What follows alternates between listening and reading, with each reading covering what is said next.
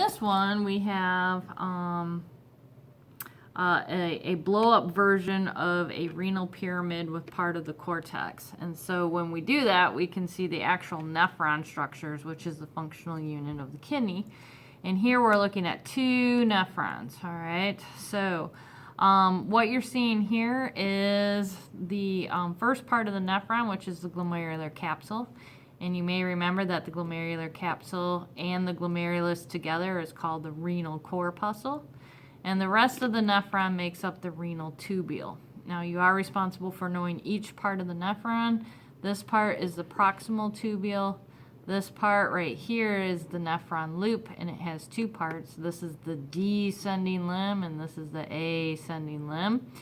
And that comes up to this part of the tube right here, and that's the distal tubule.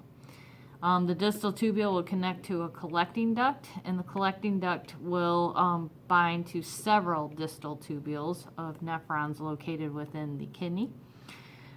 We see a second nephron here. Notice that there's a difference in size. This one right here, which is primarily located in the cortex, is called the cortical nephron.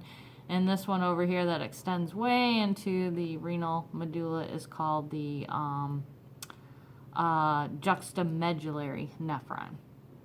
Also, when you're comparing these two, notice that they are in reverse orientation. Again, we have the renal corpuscle, which is made up of the glomerulus and the glomerular capsule, the proximal tubule, and this time we have the descending loop coming in this direction and the ascending loop up to here, so that the distal tubule can connect to the collecting duct once more. You also need to know that this area right here is the cortex, and extending down from the cortex are blood vessels. Peritubular capillaries are located on each side of this structure right here, and this is called a vasa recta.